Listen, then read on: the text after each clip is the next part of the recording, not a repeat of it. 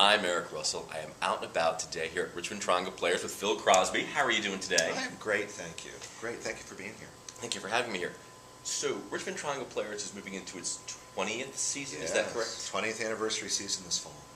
When did this all start? When did this all begin? How did it all begin? How did it all begin? Well, I tell this story and it sounds like a bad joke, but it's true.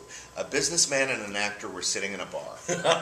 That's actually the truth. Okay. And the director, named Steve Earle, was complaining about the fact that no theaters in town would do the kind of work he was interested in, which means LGBT-focused work or had LGBT themes in them. Everyone was afraid of them. No one wanted to touch the subject matter. The businessman, who was Michael Gooding, our founder, grew tired of the whining, quite frankly, and said, well, what do you need to do this? What do you need to do it? Well, Mike was working for Bill's Barbecue, but he also, at the same time, was managing Fieldins, right, as a secondary job, and knew of a space in Fieldins to do play. So he told Steve he had the place. They decided on next steps, what to do. And so in 1993, they produced the first production under the Triangle Players banner called Safe Sex. It was a trio of Harvey Fierstein plays that had been on Broadway, and it was a benefit for the Fan-Free Clinic. And it sold out. 3 performances sold out, just word of mouth. Now remember, this is before social media. Right. This is before YouTube and Twitter and all of that. So it was simply people talking about it, and it sold out. And the reaction from the audience was phenomenal. You have to do more of this. You have to do more of this. And so Triangle Players was born. I think, though, at that time, remember it was 20 years ago, right, AIDS crisis had come to Richmond later than in the bigger cities. That was in mid-'80s, so it got to us early 90s, late 80s, early 90s. The community was getting galvanized in ways it had not been before because there was such a backlash against the gay community, and our community was like, wait now. And I think it was time for the community. We wanted to hear our stories told on stage. And I think that was the bigger thing that was happening at the time. We wanted to hear our stories. So the creation of this LGBT-focused theater company was perfect timing. And it being in Fieldins at the time was a perfect safe place. It was our space. Yeah. It wasn't somebody else's space where we weren't sure who we were going to run into and how should we feel and all that. It was our space. It was going to be our folks listening to our stories. So that's the genesis. That's the beginning of Richmond Triangle Players. As we grew, though, and it was just in our first season, Roy Proctor, who was then the critic for the Richmond Times-Dispatch, it was our second production, Vampire Lesbians of Sodom, right, which is a far more racy title than it sounds. It's the longest-running comedy in off-Broadway history, written by actually a Northwestern classmate of mine named Charles Bush, directed by Ken Elliott. And we did it. It was a huge hit, and Roy reviewed it, 5 columns in the RTD, with a headline talking about it being hysterically funny. And all of a sudden, we were launched in a way that it takes other theater companies some time to get launched. So we had the public notoriety. Roy was a big fan of ours in terms of why we were doing what we were doing, even when perhaps our production values weren't as good as they should be, and pushed us along. And then other members of the audience started to discover us as, again, word of mouth, and these wonderful reviews came out. Probably about, I'm going to say, season 8, I think, I'd have to look at these wonderful tables we have at RTP because they all have our seasons on them. I'm in one of them somewhere. I know. Times Square Angel. Times Square Angel, and there was one, and Kiss the Spider-Woman. I forgot you were a Kiss the Spider-Woman. Yes. That's right, you had a Billy Club. I did. I played Marco, the prison guard. Yes. Now I remember that. Anyway, it was season 8 or 10. It was a season that we did that sort of was a turning point, I felt, because of the quality of it. It was Paul Rudnick's The Most Fabulous Story Ever Told. Yes. A play called A Beautiful Thing, When Pigs Fly, and, oh Lord, I'm going to forget the 4th one of the season. It was also just as good. But it was a season that sort of, I thought, turned around in terms of consistent quality. Oh, the Secretaries, of course, how could I forget the Secretaries? Consistent quality, and the kind of actors who were appearing on our stage. And then, of course, with Pigs, it was a show that everyone told us we should do because it was so funny, but we thought we could never do this because it was all about huge, elaborate costumes and how we're going to do that on the tiny Fieldon stage. Well, we did. Mm-hmm. We figured it out. We did it. It doubled its run at Fieldon's, at its regular run. We kept adding shows and adding shows and adding shows.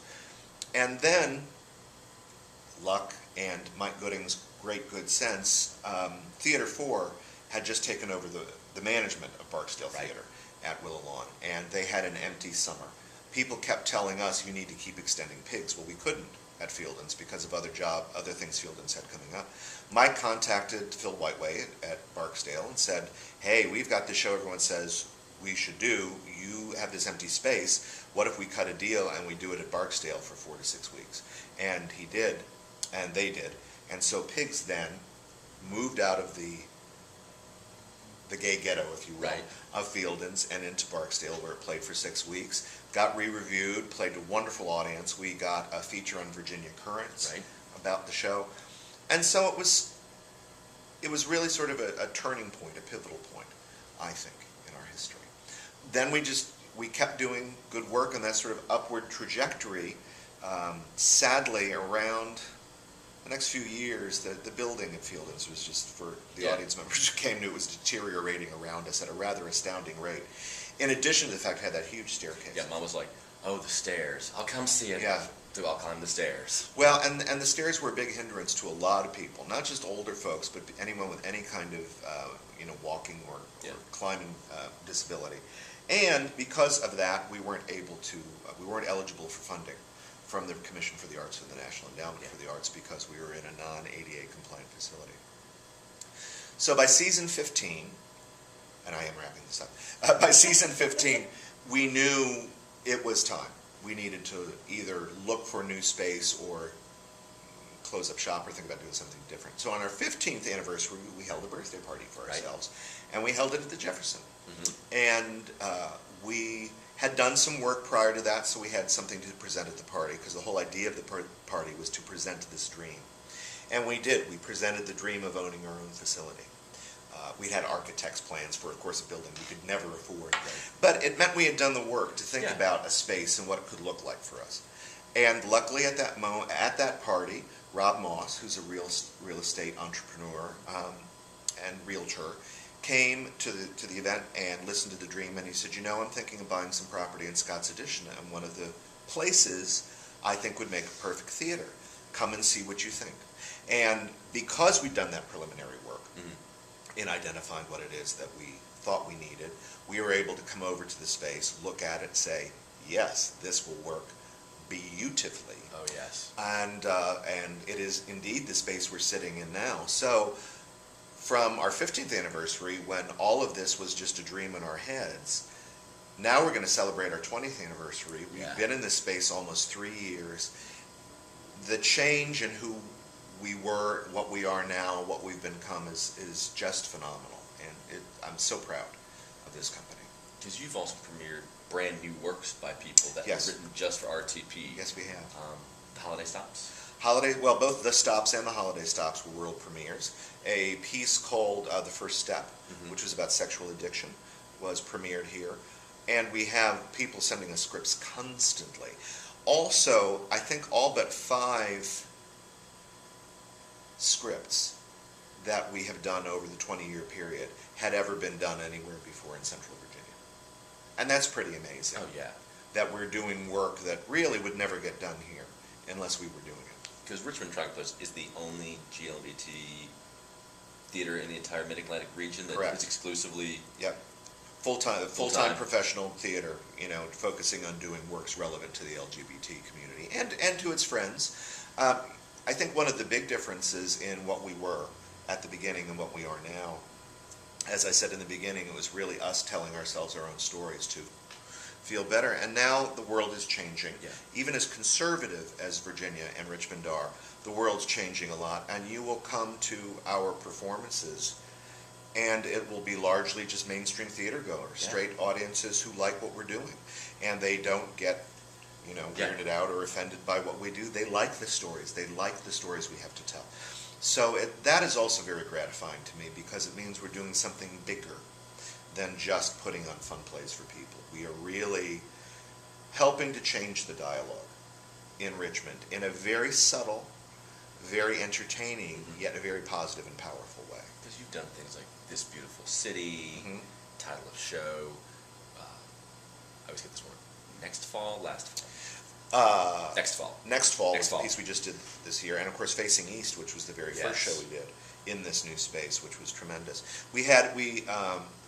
Few things we have committed to. One is inclusivity, meaning we want the largest possible audience in this space to see what we do. Second, we've committed very wholeheartedly to the Acts of Faith Festival, which is once a year. It's the largest faith-inspired theater festival in the country. And once a year, all the theaters in town do works that center on issues of faith. We've taken that commitment very seriously. There are a lot of theaters that, and I won't name names, but they know who they are. They don't really do works that are deep into that. We always do. Because like Facing East was... Facing East, yes, was about a Mormon couple at the grave of their son who had committed suicide, their gay son, not because he came out, but because his church excommunicated him. That was the reason for his suicide. This Beautiful City, which you mentioned, which was a docu-musical, if you will, about the rise of the mega church movement in Colorado Springs at the downfall of Ted Haggard in his sex scandal. The Last Days of Judas Iscariot, which we did in collaboration with Henley Street Theater Company, which was the imagined trial of Judas in purgatory for his crime, or was he just doing his job? That was sort of the idea behind that play. We've also done Visiting Mr. Green, which is about an elderly Jewish man and a young gay man having to come to terms with not liking each other and discovering that they're more alike than they are dissimilar. Altar Boys, which was sort of our silliest exercise in the Acts of Faith Festival, but it had its own point to make as well. So we've taken that commitment very, very seriously because we think there's a lot to say. People believe, sometimes always wrongly in my opinion, that being gay or lesbian and having a faith life are mutually exclusive, because we hear that a lot from preachers and certain news channels, and it's just not true. It's simply not true. Because we've got like MCC Church, where you held Altar Boys. We did. We performed Altar Boys in MCC Church, and in Second Presbyterian Church, which was the convener of the Acts of Faith Festival, is a welcoming and affirming church, and has their arms open to their gay and lesbian parishioners. And there's lots of other churches in town that are beginning to shift their stances on this. So such really deep stuff. You also do like cabaret acts here. You've had Madam. You just had the show Judy and Liza. Judy and Liza together again. Georgia Rogers Farmer. Well, yes, and I think it's mission specific, but it's also an interest of mine, I have to admit. I love cabaret performers. I love the simple act of a wonderful artist simply up on the stage singing and telling their stories to an audience. And we've discovered we've got a perfect theater to do it. This could easily be a music venue if it wasn't a full-time theater, because of the intimacy, the way it's set up, the beautiful size of the stage. So it's become a wonderful space. Rick Skye, who does Madam, and also Slice of Manelli, he was down here in his own show and with the Judy and Liza show. He looked at me one time and he says, "Do you realize you probably got the nicest cabaret theater in the country?" He said, "Artists would kill to perform here." It's beautiful. To perform here. You've got great sight lines. You're in this wonderful seat, and you've got a nice little table for a cocktail. Yes. Which is one of the best Cosmos in the entire region. We do have one of the best bars and one of the best bartenders. Yes. In Richmond. But it makes it a really fun place to have a cabaret act. And all of them sell like crazy. Judy and Liza sold amazingly well. Chris Hester sold out. Georgia Rogers Farmer sold out. Jason Marks was here earlier in the year. He sold out. So it's a nice mix of local and national performers. This fall, we are going to premiere Deborah Wagner's cabaret act. It's an all Judy Garland evening. And then after that, I think I'm breaking the news here, Stephen Brinberg, who was simply Barbara. Okay. Did the Barbara Streisand act 2 years ago that sold out like crazy. Will be coming back at his new show. If you can't see Barbara in Brooklyn, Richmond. for $400 a ticket, you can see almost Barbara at Richmond Triangle Players for about $25. There you go. There, yeah. What's the next season going to hold for Richmond Triangle Players in terms of shows and such? What's coming up? Well, it's a wonderful season, and it's of course a celebration for us. And we wanted to showcase a bit of our past and a bit of our present and a bit of our future, if I may. And it's a longer season. Yes, it is 6 plays, which is what we've done in the past, but 2 of them are scheduled for long runs, which is new for us and hopefully will be a success for us. The 2 big musicals. The first big musical is called Howard Crabtree's Whoop-De-Doo. And I don't expect many people to be familiar with the title, but they may be familiar with the name Howard Crabtree, because When Pigs Fly, the first title of that is Howard Crabtree's When Pigs Fly. Howard Crabtree was this incredible costume designer, also lost sadly to AIDS in the early 90s. But he could make anything out of scraps. He could make a Queen Elizabeth gown out of a picnic tablecloth. And so that was the gimmick behind these shows, When Pigs Fly and Whoop-De-Doo. And Whoop-De-Doo was actually the first one. Okay. Pigs Fly was the more famous one, but Whoop-De-Doo was the very first one. So it's like an old-fashioned Broadway 30s musical review. Okay. Songs and sketches and really outrageous costumes. Tom Hammond is coming back to do those. He did the costumes for When Pigs Fly. And they will be just as ingenious and just as funny and just as wonderful. Big cast. It's nine men. So it's marvelous. Interesting little circular piece. Tommy Femia, who is just down here playing Judy in Judy and Liza, and he has been doing Judy Garland for almost 25 years. Tommy was in the original cast of Howard Crabtree's Whoop-De-Doo. Nice. So when he was down here, he was full of stories about what the original production was like, and he did a Judy Garland, of course, segment in Whoop-De-Doo, so that was kind of fun. It will be at the holidays. That opens in November, and it's going to play almost through New Year's. And then the other big musical is going to be the end of our regular season next year, and it's a show we have wanted to do forever. It's a legendary Broadway show, and it's just something people have been asking about, and that's La Cage aux Folles. Nice. We didn't know, for years, it was such a big Broadway spectacular, and we thought, well, we could never do that on our itty-bitty stage. But the revival that was just done, that was on Broadway, when it started in London, it opened at a theater called the Menier Chocolate Factory in the suburbs of London. And Menier Chocolate Factory is not a whole lot bigger than this stage right here. And in fact, I found some video of the leads, press roll, and there they are singing Song in the Sand, the lovely when they're sitting at the table by the seashore.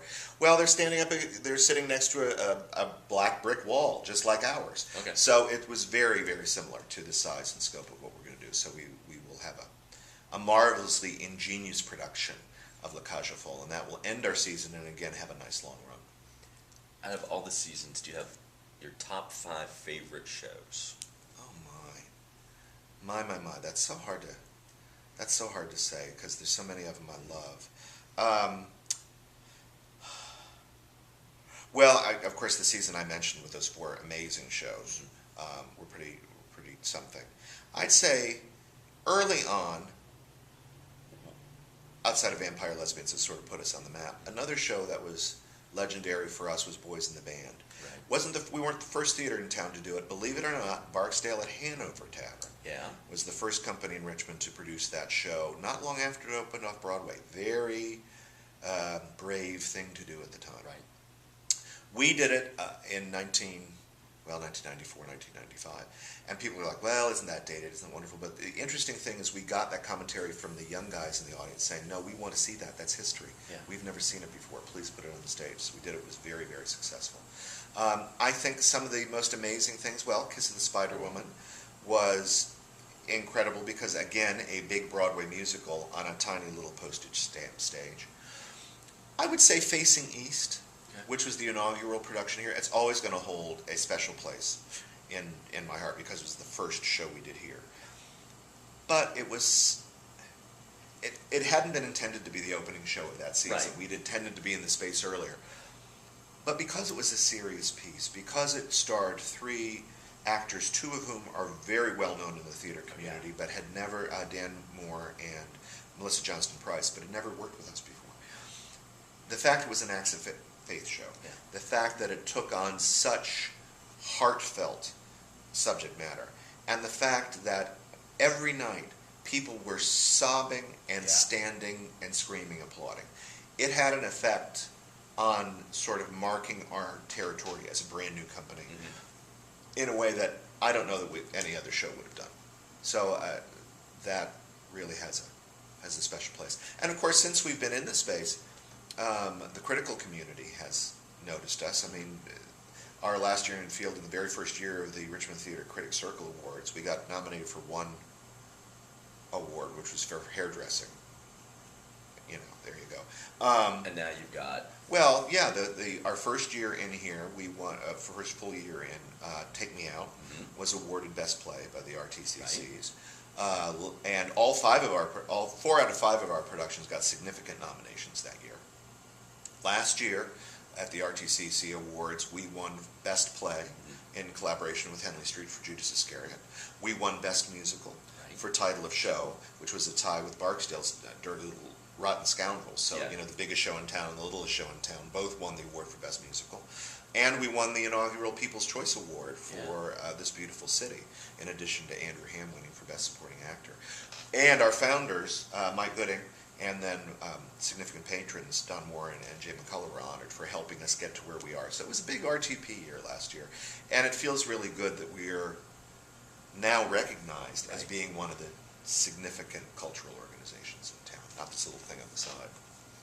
The slogan here is, if not us, then who? Well, if we didn't do it, who would? Yeah. Yes. Yeah. Where'd that come from? Well, you know, that just came from a discussion we were having.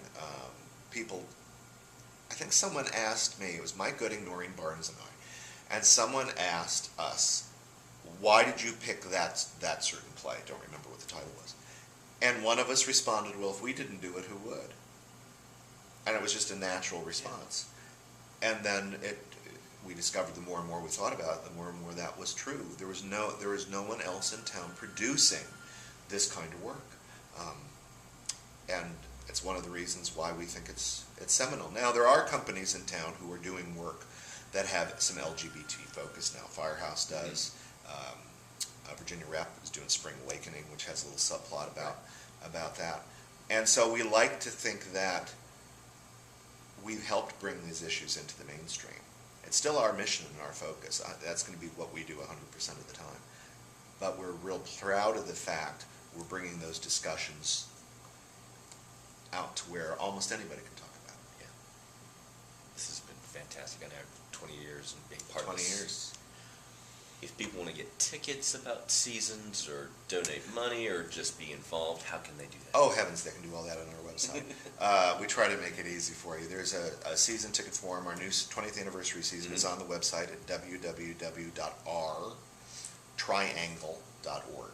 So it's R, the letter R, and the word triangle.org, O-R-G. They can find our new season there. Season tickets are available by filling out a form and sending them in by mail. Come the 1st of August, they'll be available where you can just pick your own on the website or start, buying individual tickets for shows as well. We've also got a couple of other events happening before the season starts. Dance Disco Heat is a world premiere musical we're doing as a workshop this summer. Philip Ramirez has created this show, and so he'll be in for 2 weeks in July. And then we're doing another world premiere musical also based on pop music. Dance Disco Heat is based on the music of Sylvester, the disco icon Sylvester. In August, we'll be doing one based on the music of Joe Jackson and his albums Night and Day 1, Night and Day 2. And Andrew Hamm has taken those 2 albums and kept all the songs, but reordered them so that there's a bit of a story arc. So it's a concert musical, if you will. Yeah. And it's going to be amazing. Both the shows are going to be hugely entertaining. And I got to see a rehearsal of that, and it really is just this fantastic piece, that the Night and Day. And you don't know that there's going to be this story. Yeah. You don't really realize that that's where it's going to take you. And he hasn't forced anything or added a book or any of that. It's just this arc that he discovered in the work. So that's going to be quite wonderful. Oh, and Yeah. I have to tell you and everyone else, we're having another big party. Ooh, when? September 15th. Okay. It's going to be our 20th anniversary party. All right. The last big one we had was for 15. Now we're doing 20th anniversary. We expect a really big crowd, so we're not going to do it here. We're going to do it at the Hippodrome Okay. on 2nd Street, which is gorgeous. If you haven't been in there. And we have a Broadway headliner, Terry White, Okay. who it was just in the revival of Follies that played the Kennedy Center and Broadway and LA's Amundsen Theater, is going to be our headliner. So she will be doing a set for us of her marvelous stuff. And you can see, if you Google Terry White, you will see some amazing things on YouTube. She's quite something and a great friend of our theater. So it'll be wonderful to have her here. And we have some special surprises I'm not revealing. Okay. And tickets can be for that are on the website?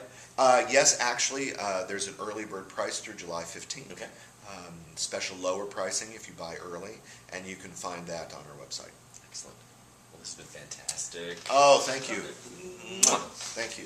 So 20 years, 20 Richmond years. Triangle Players. Yep. Join us. Please do. There's a fantastic season coming up. Get your tickets early. Well, I've been Eric Russell. I've been out and about with the fantastic Phil Crosby here at Richmond Triangle Players as we celebrate 20 years of fantastic theater. Thank you. You never know where I'll turn up next, so tune in next time. See ya. Thank you. You're welcome.